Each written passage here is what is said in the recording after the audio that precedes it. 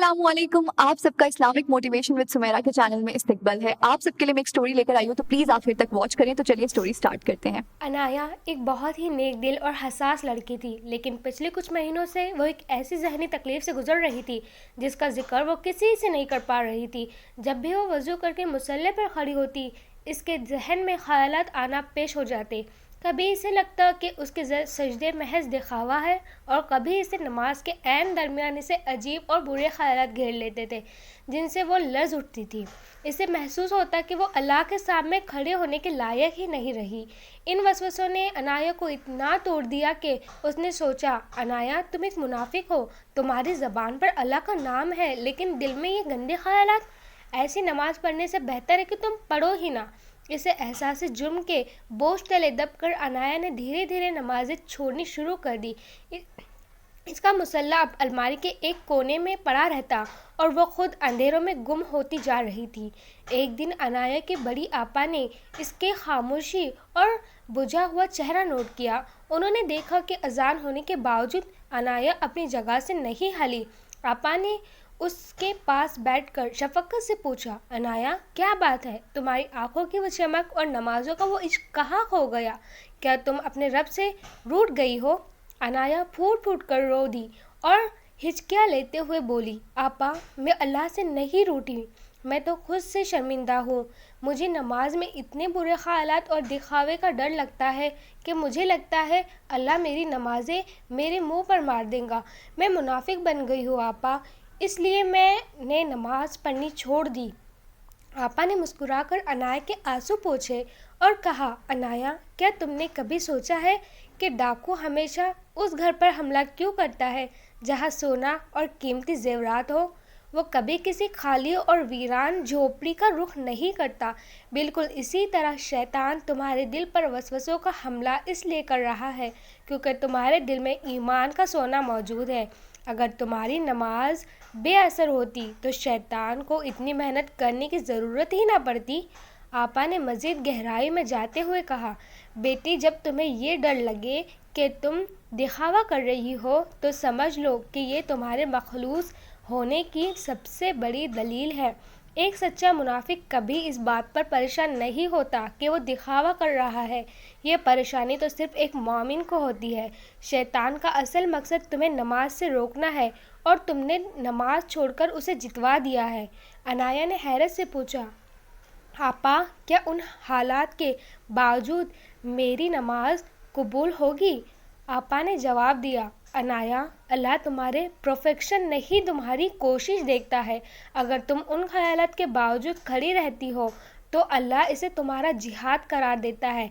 शैतान तुम्हें ख्यालात से डरा कर अल्लाह के डर से भगाना चाहता है, लेकिन तुमने इसके बरअक्स करना है। जब भी बुरा ख्याल आए दिल में कहो, या अल्लाह मैं जैसी भी हूँ तेरी हूँ। अनाया को लगा जैसे इसके गिर्द मौजूद अंधेरा छूटने लगा है। आपा ने इसे एक कीमती राज बताया, याद रखना नमाज कोई बोझ नहीं बल्कि अल्लाह से बातें करने का एक ज़रिया है। अल्लाह तुम्हारे टूटे फूटे अल्फाज और परेशान ख्याल सजदों को भी कबूल करता है। बस शर्त यह है कि तुम पलट कर आती रहो और हिम्मत ना हारो। अनाया के दिल का वो ख़ास सुकून। इस शाम जब अनाया ने दोबारा वज़ू किया तो इसके दिल की कैफियत बिल्कुल मुख्तलिफ थी। इसने मुसल्ले पर खड़े होकर जब अल्लाहु अकबर कहा तो शैतान ने फिर से एक पुराना वसवसा डाला, लेकिन इस बार अनाया डरी नहीं। इसने मुस्कुराकर दिल में कहा, ऐ शैतान तू मुझे जितना भटकाएंगा मैं उतनी ही लंबी तस्बीह पढ़ूंगी। अगर तू मुझे दिखावे का डर दिलाएगा तो मैं अपने रब के सामने और ज़्यादा रोऊंगी। जैसे ही उसने ये अहद किया उसके सीने में एक अजीब सी ठंडक और सुकून उतरने लगा। इसे महसूस हुआ जैसे कोई बहुत बड़ा बोझ उसके दिल से हट गया हो। सजदे में जाकर जब उसने सुबहान रब्बियल आला कहा तो उसकी आंखों से आंसू बह निकले। ये आंसू गम के नहीं बल्कि इस सुकून के थे जो इसे अपने मालिक के हुजूर दोबारा पलट आने पर मिला था। अनाया अब समझ चुकी थी कि नमाज का मतलब मुकम्मल होना नहीं बल्कि अपने नक़ाइस के साथ अपने कामिल रब के सामने बार बार झुकना है। ए मेरे रब, ہمارے دل کو دکھاوے، ریاکاری اور ہر قسم کے برے وسوسوں سے ہمیشہ کے لیے پاک کر دے۔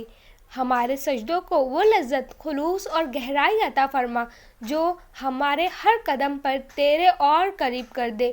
شیطان کے ہر وار، ہر چال اور ہر وسوسوں کے مقابلے میں ہمیں اپنے مضبوط اور دائمی پناہ میں رکھ۔ نماز کو ہمارے لیے محض ایک رسم نہیں بلکہ ہماری روح کی غذا اور ہماری آنکھوں کی ٹھنڈک بنا دے۔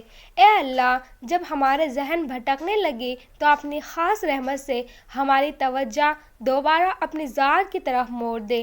ہمارے ان ٹوٹی پھوٹی کوششوں، ادھوری نمازوں اور لرزتے ہوئے سجدوں کو اپنے بارگاہ میں قبول فرما۔ ہمیں ان مخلوص بندوں میں شامل کر جن کے دل صرف تیری یاد اور تیرے ذکر سے اطمینان پاتے ہیں۔